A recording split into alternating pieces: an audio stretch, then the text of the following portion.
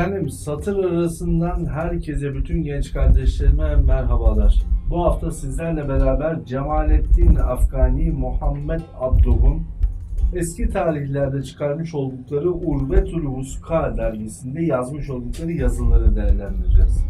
Neden Cemalettin Afgani'den söz edeceğiz bugün? Kısaca onu ifade etmeye çalışayım. Cemalettin Afgani'nin ilk hayat dönemine baktığınızda dini yaşayış biçimi, dini algılayış biçimi, dindar insanların yaşam biçimlerine karşı İngilizlerin, başka insanların, başka varlıkların etkileme gayretlerine karşı acayip çıkışları olduğunu görüyoruz ki bu kitapta da göreceğiz. Ama Cemalettin Afgani'nin sonraki hayatında yavaş yavaş bu durumun değişmeye başladığını görüyoruz. O değişimin kökenlerini arayacağız burada. O değişimi net görebildiğimiz yer değil. Ama o değişimin kökenlerine gitmeye çalışacağız. Sebep şu: Cemalettin Afgani ve Muhammed Abduh bugünün yaşadığımız coğrafyamızda özellikle Kur'an-ı Kerim bize yeter, meal bize yeter, tefsire insana göre yapılması mümkündür, tarihsel tefsircilik, tasavvuf anlayışının anlamsızlığı, hatta şirk olması ve daha buradan radikalizme doğru kayan, Cemalettin Afgani'nin bu kitabında bir radikalizm izi çok fazla görülmüyor. Ama buraya doğru kayan bütün süreçlerdeki isimlerin bizlere Cemalettin Afgani hakkında çok olumlu sonuçlarla, olumlamalarla bahsettiklerini görüyoruz. O zaman tarihte bir yolculuk yapacağız. Cemalettin Afgani bugün tasavvuf erbabının ya da ehli sünnet anlayışının bugünkü bakış açısıyla baktığında bir başka şekilde gördüğü, biraz daha yabancı misyonerlik kokusunu aldığını iddia ettikleri bu iddianın varlığı karşısında neden bunu kabul etmezler? Ve bugünkü mealciler, tasavvufa düşman olan bir insanın mürşidi kamillerle beraber bir yolculuğa çıkmasının anlamsızlığını ifade etmeye çalışan o güruhun Fransız etkisiyle bu noktaya gelmelerini anlamaya çalışırken onların sürekli Cemalettin Afgani vurgusu yaptıklarını görüyoruz ve anlıyoruz ki Cemalettin Afgani onların hayatında önemli bir yer edinmiş. Peki neden?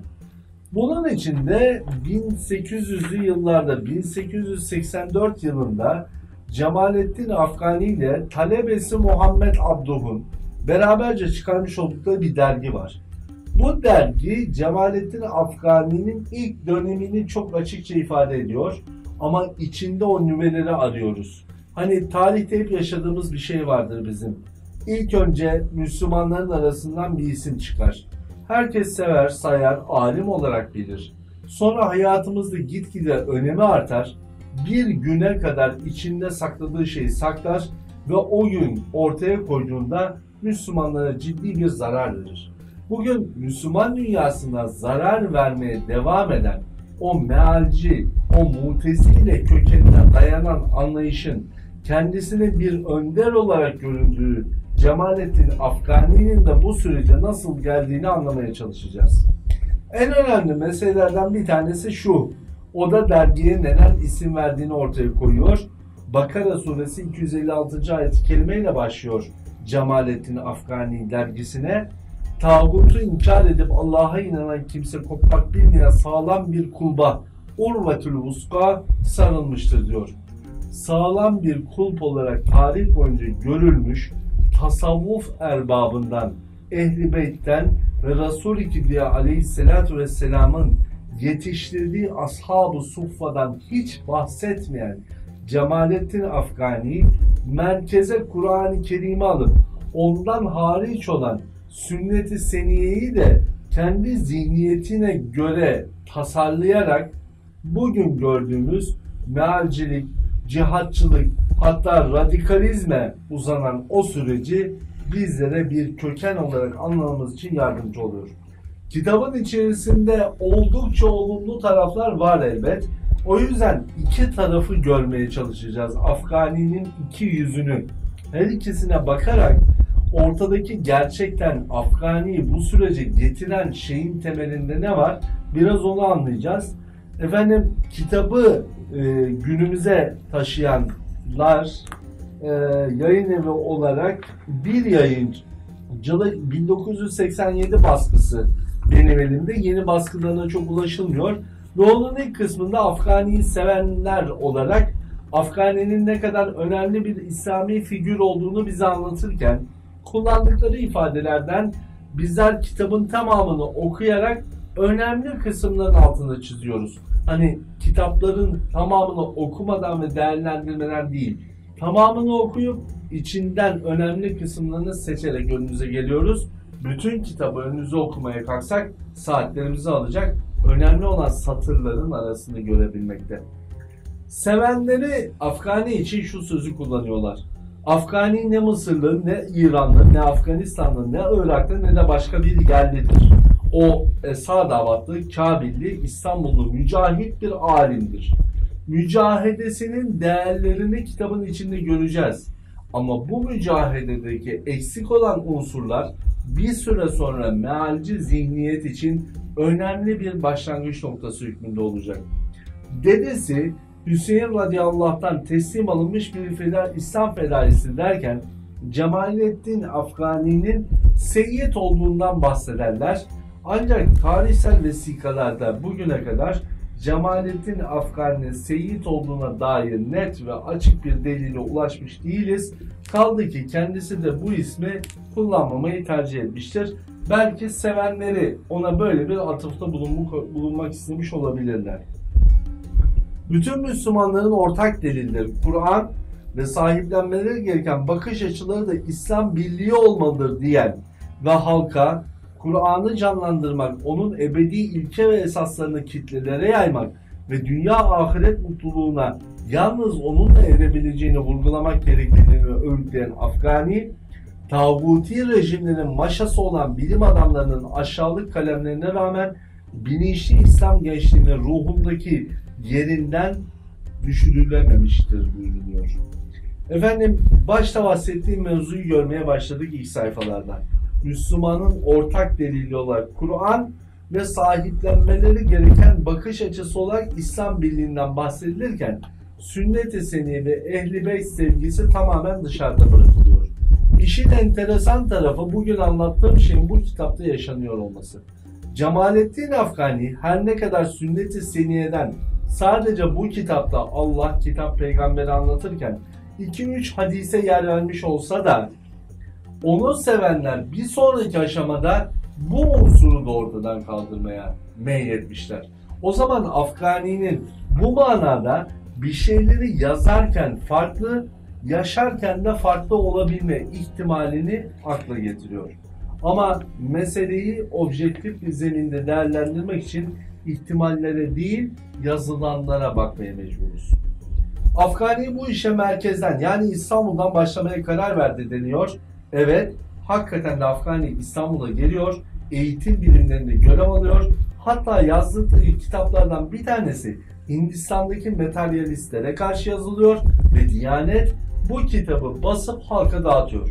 Ama bir zaman sonra Osmanlı'nın içindeki ulema Afgani'nin çeşitli konulardaki yanlış görüşlerinin, yetersizliklerinin yahut toplumu bir cihada taşırken savaş odaklı bir din anlayışını, varlığını sezinliyor olsa gerek, onu İstanbul'dan uzaklaştırıyorlar. Konu şöyle anlatılıyor. İkinci Abdülhamit henüz devletin başına geçmemişti. İstanbul işin başında Afgani'ye çok sıcak bir şekilde karşıladı. Kısa zamanda Büyük Maarif Meclisi üyeliğine atandı. İslam'ı eyyamsizlikten kurtarmak, düşünce alanını hurafelerden arındırmak ve İslam düşüncesini akli boyutlarına değinmek oluşturuyordu.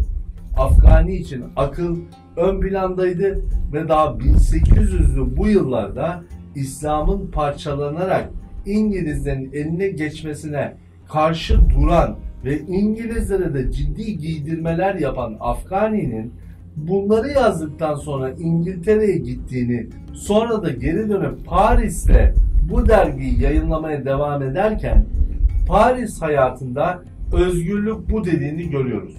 Dolayısıyla Afgani hayatını yaşarken bizi sürekli şaşırtıyor. O yüzden genç kardeşlerim, adamın yazdıklarındaki nüveleri araştırıyoruz. Bu ön söz içindeki nüvelerden oluşan meyvelerin bir bölümü.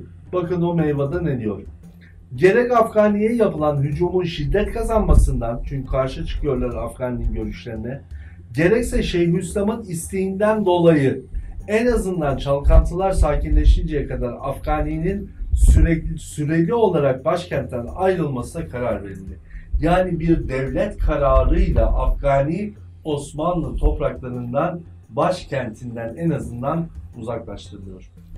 Kısa bir süre sonra Afgani, çağdaş Mısır'ın ilk ve en önemli partisi olan Vatan Partisi El Hizbul Vataniye'yi kurdu.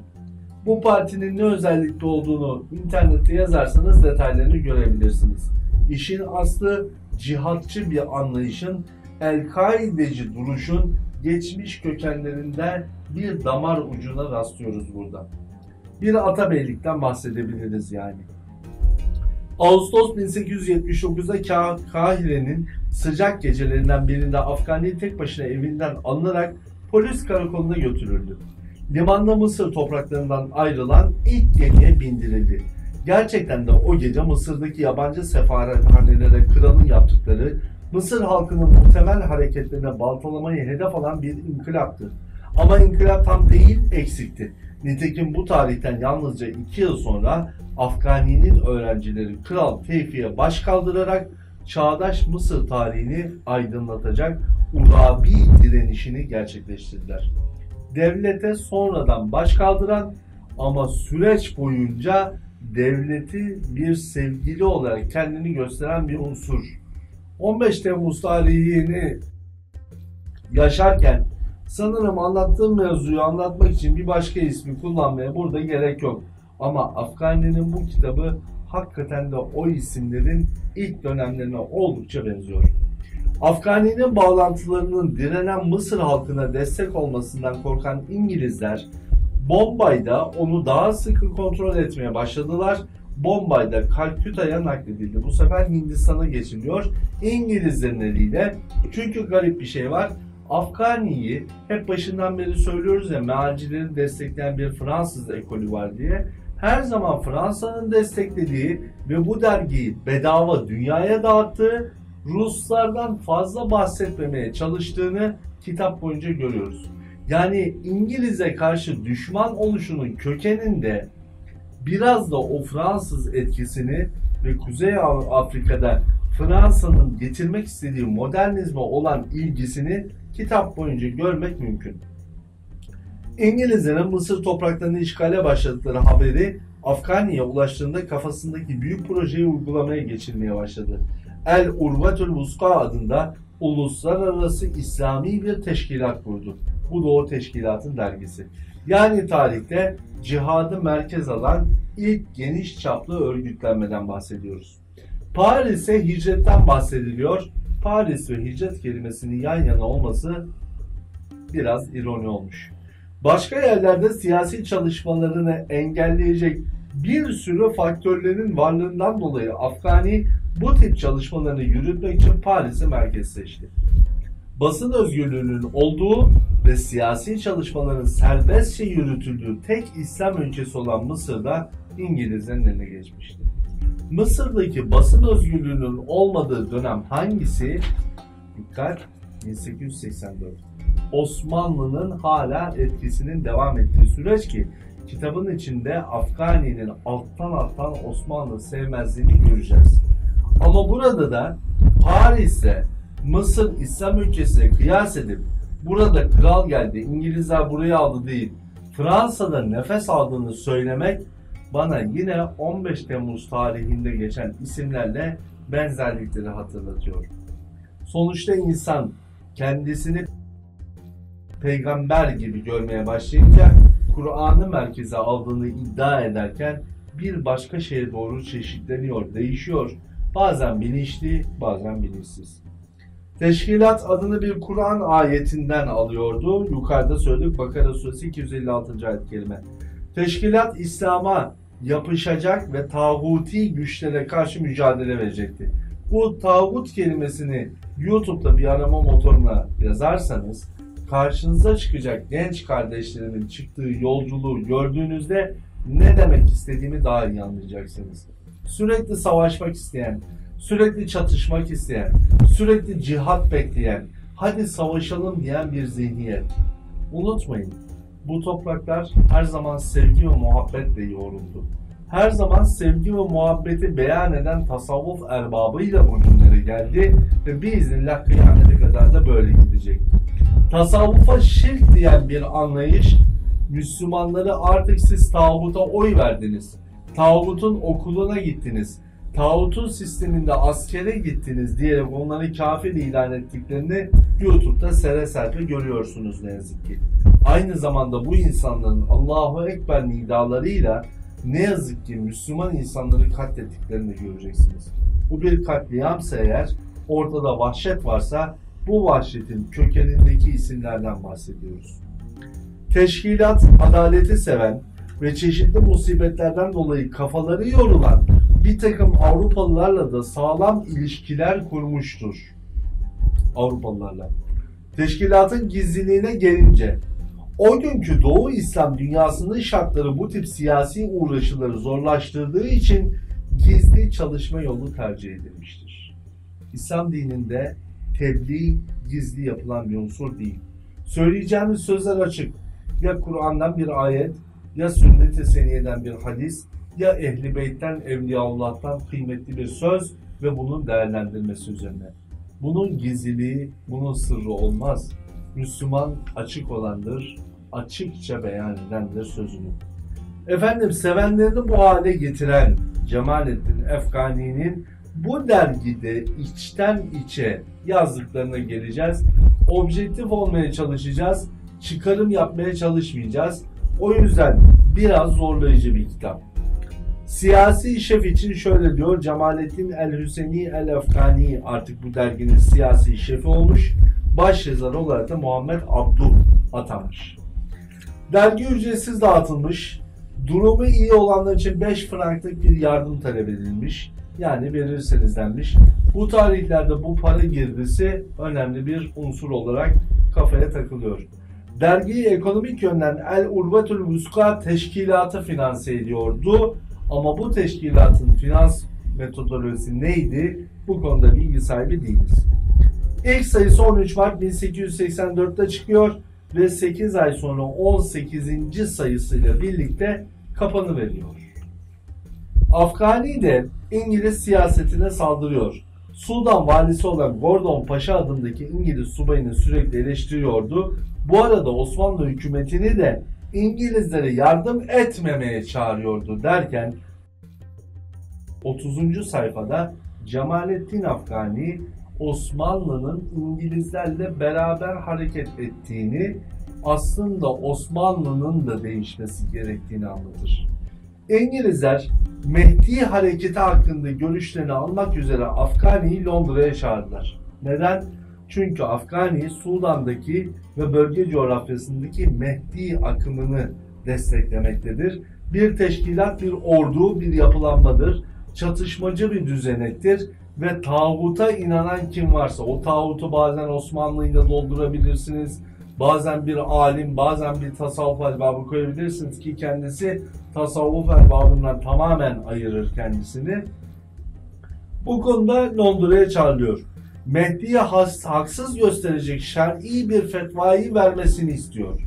Sudan tahtını ona teklif ediyor. Ama bu Afgani'nin ifadesi.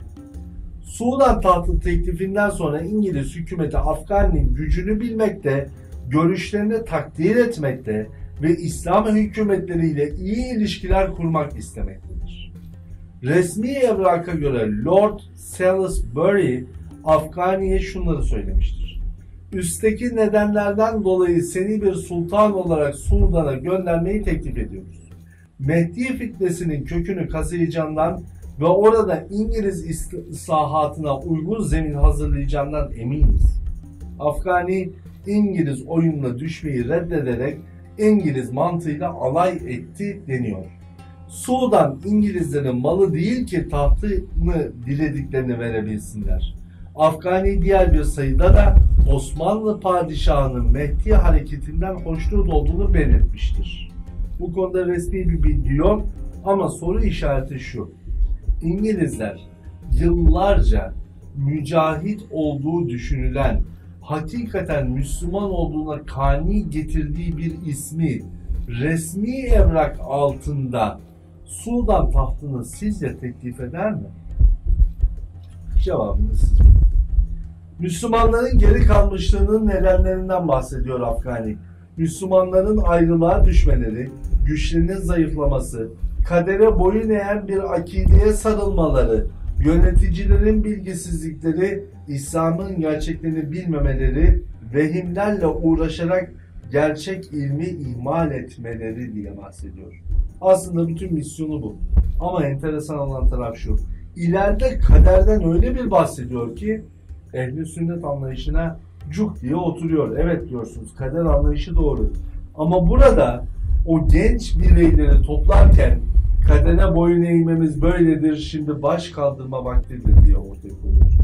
Bu durumda bazıları şunu düşünebilir, ama Mısır gibi bir ülke, yıl 1884, İngilizlere baş kaldırmış bunlar diyebilirsiniz. Bu baş kaldırı değil, vatan savunmasıdır. Vatanını savunurken insanlar için mihenk Resul-i Kibriya Aleyhisselatü Vesselam ve onun yoldaşlarıdır. Ama Afgani hem onu hem o yoldaşları hem o yolda gitme potansiyeline sahip herkesi bir başka kefeye koymayı tercih etmiştir. El-Urvetül Vuska'nın bir sayısı bulunan kimse 2 yıl hapis ve 100 sterlin para cezasına çarptırılıyordu. Kimler tarafından? İngilizler tarafından olduğu söyleniyor. İngilizler derginin Hindistan ve Mısır'a girişini yasaklamaları büyük bir başarı elde ettiler. Buradaki soru şu: İngiliz düşmanı olan Afgani'nin Fransızların Mısır'da olan istek ve talepleri doğrultusunda Mısır'da dergi bastırması, Paris'te dergi bastırıp bunu dünyaya yaymasını nasıl anlatacağız? Sonuçta İngiltere Fransa'ya herhangi bir söylem söyleyerek bu dergilerin basılıp yayılmasını daha Fransa'da engelleyebilecekken bunu yapmıyor. Mısır'da yasaklatıyor. Bu yine bana 15 Temmuz hikayesinde bu kitapları kötü gösterme çabalarıyla da örtüşen bir niteliği hatırlatıyor. Veraset yoluyla yapılan sultan seçim ve tayininin İslam ümmeti üzerindeki olumsuz etkilerinin bilincindeydi. Abdülhamit'le görüşmeden önce dahi El-Urvetül Vuska'da Osmanlı Sultanı'nın desteklediğini ve onun etrafında toparlanmanın gerekli olduğunu vurguluyor. Ancak idarenin bazı yanlış tutumlarına da değiniyor diyen Afgani, Osmanlı'nın bu karşı duruşunu öğrencilerine, talebelerine öğretmeye başlıyor. Ve şöyle diyor: Sultan Abdülhamit iyi kalpli, çok hatalı bir insandı. İşte sinsi bir yaklaşım tarzının en incelikli kelimelerinden biri. Hem iyi kalpli hem de çok hatalı. Bu hilekarların başında siyasetçi bir tasavvuf şeyhi olan Ebu'l-Hüda Es-Seyyadi geliyordu. Bu tarikat şeyhi başkentteki komplocu grupların en büyüğünün başını çekiyordu. Tarikat şeyhleri Afgani için bir düşmandı. Ona göre tarikat şeyhleri devleti İslam'ın dışına sürüklemekteydi. Bu anlayış dipten gelmişti. Afgani yazılı olarak pek bir şey bırakmadı denir. Hakikaten de öyle. Afganistan tarihi ve Dehriyuna Reddiye yazılı olarak bıraktığı yegane eserlerde deniyor. Şimdi eğer Osmanlı Devleti kurulduğundan itibaren Batı dünyasını gözlese, medeniyet ve teknolojide ondan geri kalmasa ve maddi fetihlerini bilim gücüyle özdeşleştirseydi de ne doğu meselesi çıkardı ortaya, ne de hayat hakkını zayıfın elinden alan denge farklılığı. Afgani açık bir şekilde Osmanlı'nın Fransa gibi bir medeniyetten uzaklaşma sürecinin gerekliliğini anlatıyor. Bu hale düştüğünü anlatıyor. Dolayısıyla Afgani'nin Osmanlı düşmanlığı yavaş yavaş inceden işleniyor. Afgani Osmanlı Devleti'nin ve diğer İslam ülkelerinin düçar olduğu gerilik ve çöküşün nedenleri hakkında şunu söylüyor. Eğer diyor bütün gücüyle Türkleri Araplara yakınlaştırmaya çalışsaydı Osmanlı, karşı konulmaz bir güç, gerilemez bir kale ve otoritesi daha yerli yerinde köklü olurdu. Ama bu yapılmadı. Hatta daha da ileri gidilerek Arapların Türkleştirilmesi düşünüldü. Osmanlı Devleti'ne ırkçı bir yaklaşım sahibi olduğunu söyleyen kimlerdi? Fransızlar ve İngilizler. İngilizlere söverken aynı anda Osmanlı'yı sövebilmek, bir kabın içinde temizle pisi yemeye çalışmaktır. İşte bütün ince sinsi faaliyet buradan başlıyor. Karşınıza çıkıyorlar, yıllarca güzel konuşuyorlar, sonunda ufacık bir cümle bunca yılın hatırına kabul edilince zoka yutulmuş oluyor ne yazık ki. Eğer övdümü dinler, halkı ülke yönetimine ortak yapacak biçimde onların kendilerini temsil edecek vekilleri seçmelerine izin verirseniz, demokrasiden bahsediyor ve yasaları bu vekillerin oluşturduğu bir meclis koyarsa, kusursuz bu tahtınızı sağlamlaştırıp hükümranlığınızı daim kılacaktır. İranlılar için söylüyor bunu çünkü Afgani İran'da Hümeyni anlayışının kökenlerine aşkından da bahsedecek. 19. yüzyılın sonlarında Afgani İstanbul'da yalnız başına ölmüş ama cenazesi ne hikmetse buradan alınıp tekrar taşınmış Afganistan'a. Bu iki öğe şunlardır: düşüncede sapma, duygularda çözülme, duygusuzlaşma. Duygulardan bahsediyor Afgani ve düşüncelerini samimi bir çağrı şeklinde ilan etti. Islahat ve birliğe çağırıyordu derken İslam'ın bu çağrısındaki ıslahat vurgusunu sürekli yapar. Bizdeki ıslahat fermanının sonradan nasıl bir parçalanmaya sebep olduğunu zannımca unutmamışsınızdır. Yenilik demek İslam'da kişinin yenilenmesidir. İslam zaten ıslah edicidir. Her dem ıslahtır. Bu güç sömürgecilerin güvenlik adası dedikleri yerden İran'dan hareket ediyordu. En büyük sömürge kalesi sallanıyordu. Bu dini bir devrimdir, bir din adamının rehberliğinde yapılmıştır derken İran İslam devriminin ehemmiyetinden bahsediyor. Orada dökülecek her türlü problemin ileride bir sıkıntı doğmayacağını iddia ediyordu. Bakınız diyor, bu iki yazar ne diyor? İnsan Cemalettin'i belli bir mezhebe ait düşünmek isterse hataya düşer. O inançta da karmaşık bir yapıya sahip. Evet, garip bir durum var. Bizler kitap boyunca Cemalettin Afgani Şii bir topluluk içinde doğmuş olsa da bir Şia gibi göremiyoruz. Sünni olarak da göremiyoruz. Çünkü Afgani işte en tehlikeli boyutta. Bütün mezhepleri de bir kenara koymak gerektiğinden bahsediyor kitabında, dergi yazılarında. El Mecelle dergisinin Afganiya Fransız hükümetinden para aldığına dair iddiası ne kadar gülünçtür diyor. Afgani'nin amacı para olsaydı Müslümanlara hizmet amacıyla büyük yorgunluklar çekerek İslam coğrafyasının her tarafına gitmez, ömrünü bu yolda harcamazdı. Ömrünü harcadığı yer iki yer. Biri Hindistan, biri Mısır. İstanbul'dan zaten kovulmuş. Hindistan'da da kendisine bakanlık verilmiş. Yani hayatı boyunca çektiği bir tane çile var. O da İngilizler Mısır'da istediğini yapmayacağı iddia edilip oradan sürgün edilip Hindistan'a getirilmesi ama Hindistan'da bakan olması. İnsan İngilizlere çok laf söyleyince İngiliz düşmanı mı olur sormak lazım. Şimdi Afgani ilk kurulduğu yıllarda bu derginin iyilik ve ıslahat bayrağını sahiplenen Mason cemiyetleriyle tanışmış. Bir kere Mason cemiyetlerinde iyilik ve ıslahat bayrağını sahiplenmekten bahsediyor.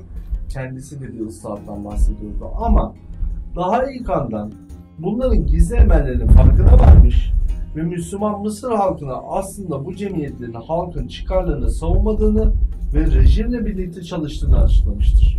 Soru 1. Bir Mason teşkilatı Cemalettin Afgani gibi şayet dinde, yaşam biçiminde üst üste önemli bir noktaya gelmiş bir adamı kandıramayacağına inanmışsa davet eder mi? Hayır. Mason yapılanmasında böyle bir usul tarih boyunca yok. Siz masonik olabilme ihtimalinize karşılık davetiye yoluyla çağrılırsınız. 2. Bir ıslahat hareketi olduğunu, bir iyilik hareketi olduğunu düşündüğünüz Mason teşkilatı 1880'li yıllarda bütün dünyada berbat bir yapısı olduğu herkes tarafından bilinirken Cemalettin Afgani'nin bunu bilmeme imkanı sizce var mı? Cevabı yine siz verin. Arkasında Batı ve Doğu haber alma teşkilatlarının ve Siyonist örgütlerin bulunduğu bu komplo şunları hedeflemektedir der. Komplolara karşı Müslümanları uyaracak Afgani ve der ki, büyük İslami düşünce ve hareketlerinden ötürü Cemalettin Afgani'ye çok şeyler borçlu olan İran İslam devrimini lekelemek, sonrasında gerçekleşen Afgani'yi evrensel İslami hareketlerden ve İran İslam devriminden ve İmam Hümeyni'nin liderliği altında yürütülen manevi ve siyasi ilişkilerden ayrı tutup uzaklaştırmaya çalışmak, Mısır'da faaliyet gösteren İslami hareketleri ve özellikle rejime karşı silahlı mücadele veren kesimi İslami cihat yolundan kendine rehber seçtiği Afgani'yi lekeleyerek baltalamaya çalışmak. Sanırım anlatıyor her şeyi. Kim yazmış? Ekim 1985 Roma, İtalya'da Seyyid Hadi Hüsrev Şahi yazmış. Yine seyyidlik kelimesinin doğru olup olmadığı soru işareti. Bazı yerlerde seyyid isim olarak da kullanılıyor çünkü. Geliyoruz Afgani'nin kendi sözlerine. Bugünlerde Doğu bölgelerinde gördüğümüz fikri hareketlenme bizi oldukça sevindiriyor. Herkes özgürlük ve kurtuluş istiyor diyen Afgani, daha ilk köşe yazısında özgürlükten bahsediyor. Her dönemde aynı söylemle hareket ettikleri gibi. Kur'an okundukça, bunlar dikkat ederseniz bu köken şuradan gelir. Kur'an-ı Kerim demezler. Hep Kur'an derler. Kur'an okundukça ve okuyucularınca akledildikçe günler onları zillete düşüremeyecek. Kur'an akli bir metodoloji değil, nakli bir metodolojidir. Bu yüzden muhatabın evveli kalp, kalbe göre niyaz eden mücahedesini tamamlayacak akıldır. Ancak Afgani yine akıl vurgusuyla mealcilere hazır çapa yapmaktadır. Bu Müslüman aydınlar fikirlerinin uzay yakın herkese iletilmesi için dillerinin en güzeli Arapçayla bir derginin yayınlanmasını istediler. Dergi Paris gibi basın özgürlüğünün bulunduğu bir şehirde çıkarılmalıydı der. Paris'i bilinçli olarak seçtiğini ifade eder Cemalettin Afgani. O kadar incelikli işler ki satır ve sayfalar arasında satır arası girmezseniz size dinin doğru bir şey olduğunu doğru bir şekilde de anlatır.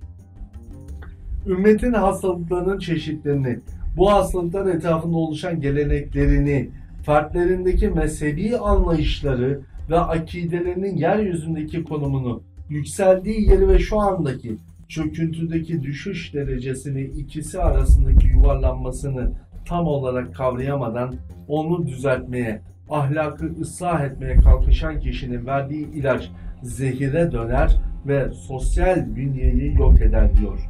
Demek ki hastalık dediğiniz şey mezheple hasıl oluyormuş. Vatanlarına hizmet etmek arzusunda ciddi olsalar bile aktaracakları ilmi gerçeğiyle temsil etmekten aciz olan kişiler ne yapabilirler diyerek bilimden uzaklaşan bir İslam'dan bahseder. Bugünkü mealcilerin söylediği gibi. Sanki Müslümanlar onlar Cemalettin Afgani gibiler gelene kadar bilimle hiç uğraşmadılar.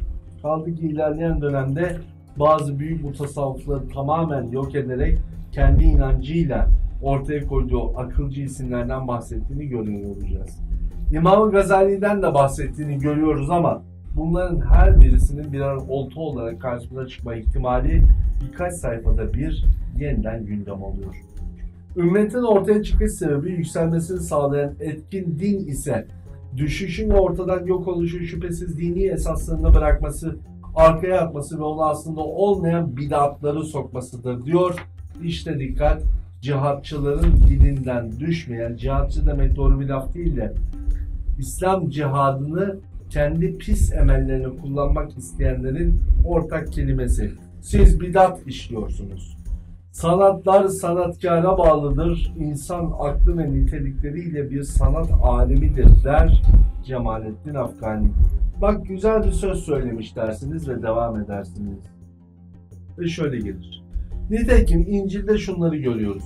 Sağ yanağını Kur'an'a vurması için sol yanağını da çevir. Kralların hükmü fani olan bedene aittir. Baki ve gerçek hükümse ruhlar üzerindeki hükümdür ki o ancak Allah'a aittir.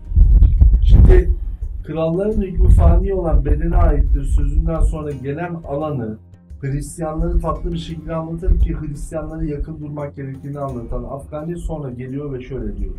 İslam dini ise zafer ve yücelik aramak, fetihler yapmak ve fatih olmak için gerekli şartları hazırlamak, şeriata uygun olmayan hiçbir kurala uymamak, hangi güç olursa olsun hükümleri İslam'a uymadıkça, dinin emirleriyle birleşmedikçe itaat etmemek esası üzerine kurulmuştur. Hayır, bu esaslar dini şeriata hakkaniyetidir. Bunların hepsi doğru. Ama problem şu, Müslümanlık, İslamiyet sevgiyle yayıldı. Kılıçla değil. Sizin yüzünüzden ve sizin çalışmalarınızda Fransızların istediği Müslüman tipi oluştu. Böylelikle onlar Orta Doğu coğrafyasında kılıç verdikleri ellere Allah için benim istediklerimi öldür dediklerinde sizler adam kıyımına girdiniz. Dolayısıyla bu hakiki bir İslam değil. Sözler doğru. Hani bazen altta şimdi yorumlar gelecek. Ne o? Buna karşı mısınız diyecekler. Hayır. Bunun yanındayız. Ama yeri yanlış. Bundan önce çorbası var. Bu işin çok sonrasında var. Hem de bu işin olabilmesi için onlarca önemli kritere gerek var. Ama şimdi genç çocuklarımızı başka bir anlayış alıyor. DAEŞ'çilerle, şuncularla, bucularla hadi sokaklara, hadi savaşa diye bir hazırlık var Türkiye'de. Hadi karıştıralım şu sokakları diye bir talep var ve o talep edenlerin ağ babası bu adam.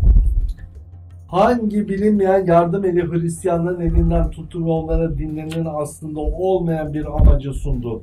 Müslümanların yüreklerine hangi darbe indi de onları gerileterek dinlerinin en öne aldığı görevlerden uzaklaştırdı derken asli görevimiz adam kesmekmiş.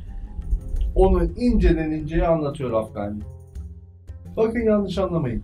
Şurada insanın gönlünü yumuşatmaya kalkıyor ve diyor ki İngilizler Mısır'da kan döküyor, işkenceler yapıyorlar. Fakat kardeşleri onlardan akan kanı gördükleri gırtlaklarından yükselen çığlıkları işittikleri halde ellerini bağlamış, ayaklarını altına toplamış oturuyorlar. Osmanlı'dan bahsediyor. Mısır'da, Cezayir'de, Tunus'ta canıyla, kanıyla, ordusuyla, askeriyle, tasavvuf erbabıyla, grup grup ferş dervişanın şehadetiyle ıslanmış o topraklarda bizim ayaklarımızın altına olup oturduğumuzu iddia ediyor Afgani. Osmanlıların Fas'ın da Osmanlı ülkesinde bir elçinin bile bulunmaması garip değil mi? Yıl 1884. Bu garabetin içinde senin anlayışına bir unsur çıkıyor gibi gelebilir ama Fas'taki durumu neden anlatmadın oradan sormak gerekir. Abbasi halifeleri ilk 4 halifenin doğru yoluna uyarak dini usul ve diğer konularda yeterince ilim edineceklerine sadece hilafetin adıyla yetinmeye başladılar. Bu yüzden mezhepler çoğaldı diyor. Bakın cümlenin ilk kısmında Abbasilere yaptığı eleştiriyi ilmi bir eleştiri olarak görebiliyorsunuz. Ama hemen arkasından yapıştırdığı şey müthiş bir illet, müthiş bir zehir. Mezhepler çoğaldı. Neden? Çünkü mezhepler gereksiz. Hep birlikte diyor, biz öyle değil. Hep birlikte halkın elinden tutarak onların Kur'an'ın ve sahih sünnetin, bir de sünnetin sahihi lafı buradan geliyor. Hani bir sünnet söylüyorsun, sahih mi? Halbuki cahilin sünnet ya da hadiste, sünnette var olan bir değeri kaynak sorma hakkı yok. Bağlılıklarını tek merkezde toplamalı ve bu merkezde mukaddes bölgelerin en şereflisi olan Mekke'de Beytullah olarak seçmelidir.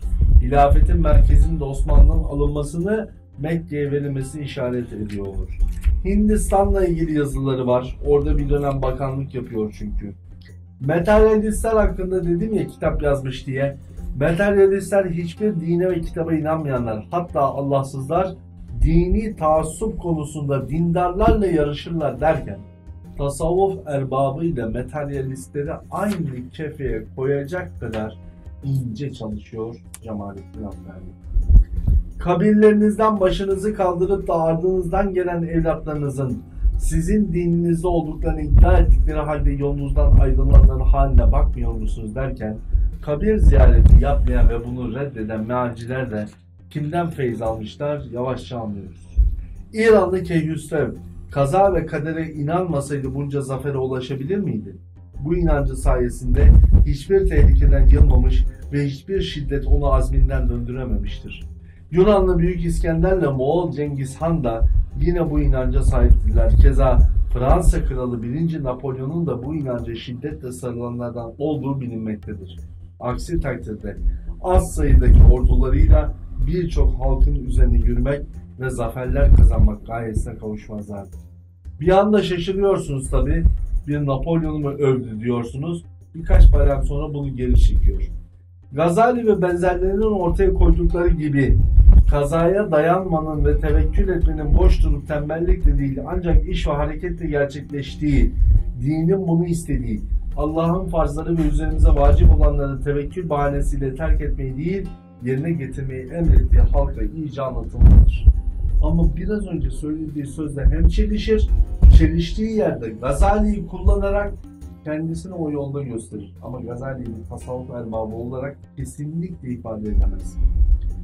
Bu beklemedikleri ani darbelerden biri doğudan gelen Cengiz Han ve oğullarının hücumları, diğeri batıdan gelen Avrupalıların Haçlı saldırılarıydı. Zafer sarhoşluğu içindeyken birbiri ardınca bu iki belanın gelişi ümmette moral gücü bırakmadı der. 2 sayfa önce övdüğü isim burada bir başka şekil alır. Böyle ileri geri yapa yapa incelen iceye mezhepsizlik, dinden uzaklaşma, sünnet-i seniyyenin dışında yaşamak ki kitapta ya 3 ya da 4 tane yanlış hatırlamıyorsam hadis var. Gerisin geriye her yazının başında bir ayet var. Hadisleri de uzaklaştırıyor. Bakın Doğuda İbn Sina, Farabi, Razi benzerleri dedi. Saymıyor. Batıda İbn Bace, İbn Rüşd, İbn Tufeyl ve benzerleri vardı. Bu adamın da ağ babaları bunlar. Gerisi size kalmış. Efendim, Allah'a kusurdan sığınırım, sizden asla umut kesilmez. Onlar ki Edirne'den Peşaver'e kadar uzanan İslam devleti olmaya aday toprakların, onları birleştiren Kur'an'ın ve ortak bir akidenin sahibi 50 milyon insandır. Diğer milletler gibi ilerlemek ve kendilerini savunmak için neden birleşmiyorlar? Oysa birleşmek dinlerinin esasıdır der. Şimdi bir başka yerde garip bir şekilde her milletin kendi ırkıyla beraber devlet kurmasını birkaç sayfa önce de incelikli bir şekilde kantonlaşmayı anlatır. Kendi nefsine dön ve vicdanının sesine kulak ver. Göreceksin ki sende güçlü bir yöneliş ve bitmeyen bir hırs vardır. Ve bu hırs seni toplumun önderliğini ve yüce bir makamı arzulamaya itmektedir derken bütün gençlere hırsın önemini anlatır. İslam'da hırs kesin ve kat'i bir şekilde reddedilmişken. Sübhanallah der. Şan ve şeref sevgisi nasıl da insanın kalbini doldurup isteklerine hakim oluyor. Şan istiyorum diyor, şöhret. Açıkça yazar bunu Cemalettin Efgani. Bir şeyin başı olması gerekliliğini, bunu da onun hak ettiğini açıkça. Çeşitli nesillerde ve değişik ırklarda binlerce insan şereflerini savunmak veya saygınlık ve önderlik kazanmak için kendilerini tehlikelere atarak öldürüyor.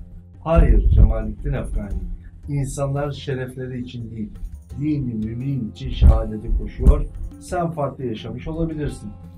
Yücelme temayülü insanlığı nasıl fıtri bir iş ise çabaların gayeye ulaşacağı konusunda kendine güven de fıtratın gereğidir diyor. Fıtratımızda böyle bir temayülün olmadığı fıtratı tahvilde açıkça beyan ediyor. Yani Kur'an-ı Kerim olan inanç da aklınca yorumlayınca çeşitlendirmeye başlıyor Cemalettin Afgani. Yakinen inanan bir insan bilir ki gücünün yetersiz olması halinde her kuvvetten daha üstün olan Allah'ın kuvveti vardır.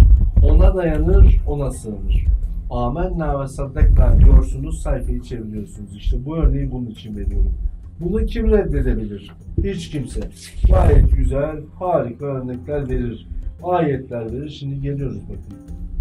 Neden fırka fırka olmuş Müslümanları birleştirmeye çalışmıyorlar? Tamam, bu da güzel. Cevap. Evet, Allah'ın gönüllerini imana açtığı bir grup, yeryüzünün muhtelif yerlerinde bu iş için kıyam etmiştir. Diğer Müslümanlardan beklediğimiz ise onlara katılmaları ve onların kıyamını desteklemeleridir ki Allah'ın yardımı onlara eylesin. Cihatçılara yardım etmeyenin iman hakikatinden çıkacağını beyan eder. Bugün DAEŞ de aynı şeyi söylemiyor mu? Bugün de kanal ismi vermekten imtina ediyoruz. Çünkü alakamız yok ama genel itibariyle tasavvufu reddeden, tasavvufa şirk diyenler de bugün aynı şeyi söylemiyorlar mı? Subhanallah ve Teala diyerek, Allahu Azze ve Celle diyerek güzel sözlerin arasına kin, nefret ve düşmanlık ekmiyorlar mı?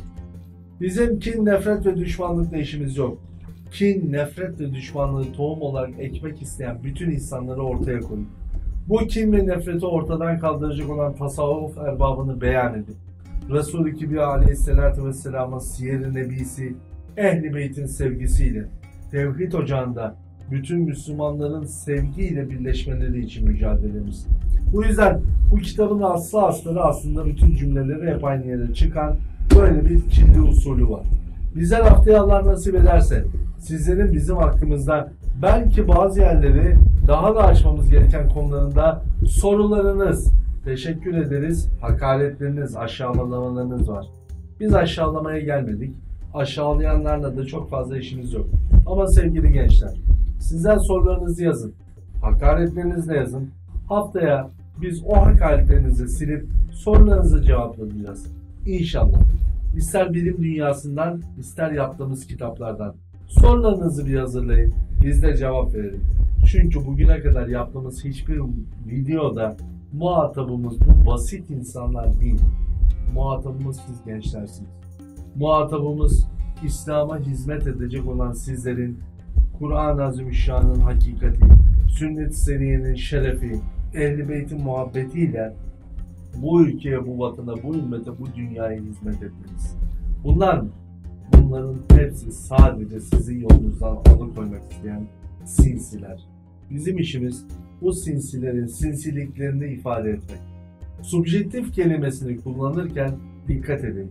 Çünkü biz onların kitaplarında yazandan başka bir şey okumuyoruz. Hadi kalın sağlıcakla.